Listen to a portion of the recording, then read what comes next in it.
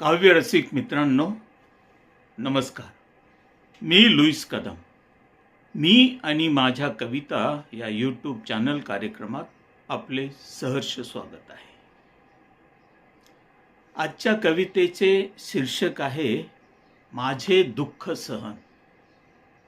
ही कविता येशू ख्रिस्त यांच्या दुःख सहन प्रसंगावर भाष्य करणारी आहे. जगभरातील ख्रिस्ती अनुयायी या 40 दिवसाच्या कालावधीत उपवास, प्रायश्चित आणि दानधर्माद्वारे येशू ख्रिस्ताच्या दुःख सहन प्रवासात त्यांचेबरोबर चिंतन, मनन आणि प्रार्थनेद्वारे सहभागी होत असतात. चला तर ऐकूया कविता माझे दुःख सहन. ख्रिस्ताचे दुःख सहन. 30 स्पंदने माझीच होती.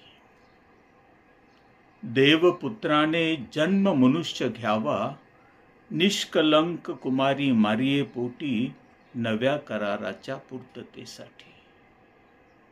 पाप मुक्ती प्रेरक शक्ती मानवतेच्या कल्याणाची. 30 स्पंदने माझीच होती. माझी वचने शिकवण माझी मानवतेच्या कल्याणाची. तन मनात तुमच्या संचारावी प्रेम संवेदना ख्रिस्त पित्यासाठी. ती योजना देव पित्याची होती, मी मनुष्य जन्म घेण्याची, जनकल्याण साधण्यासाठी. 30 स्पंदने माझीच होती. 30 स्पंदने माझीच होती.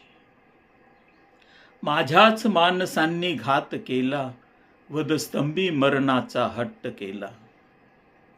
अवहेलना परिसीमा अन्यायाची, माझ्या जीवन संघर्षाची. ती अंतिम साक्ष होती जनकल्याण साधनेसाठी. 30 स्पंदने माझीच होती. 30 स्पंदने माझीच होती. वाहिला मी वधस्तंभ माझा, मुकुट मस्तकी काटेरी. रुतले खिळे हाती पायी, रक्त वाहिले मरणा समीप मी. ती वेदना माझीच होती तुमच्या पाप क्षमेसाठी, जनकल्याण साधनेसाठी, जगकल्याण साधनेसाठी. 30 स्पंदने माझीच होती. तहानेने व्याकुळ जरी मी, अंतिम समयी आठवले ते, ज्यांनी मला वधस्तंभी खिळले. क्षमा याचना त्या सर्वांसाठी. ती प्रार्थना माझीच होती, अभय त्यांना देण्यासाठी, जगकल्याण साधण्यासाठी. 30 स्पंदने माझीच होती.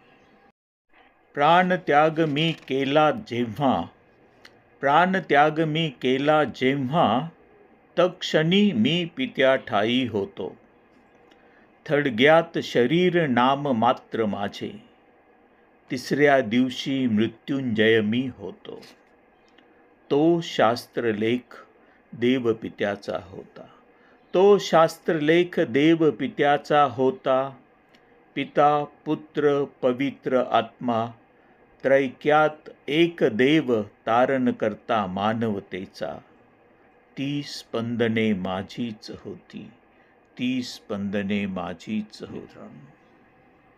आपणास कविता आवडली असेल तर मी आणि माझ्या कविता या यूट्यूब चॅनलला लाईक करा, चॅनल सबस्क्राईब करा आणि हो, आपल्या मित्रपरिवारातील काव्यप्रेमी रसिकांना कविता जरूर शेअर करा. लवकरच परत भेटू नवीन कवितेचा नवीन विषय संदर्भ घेऊन. धन्यवाद.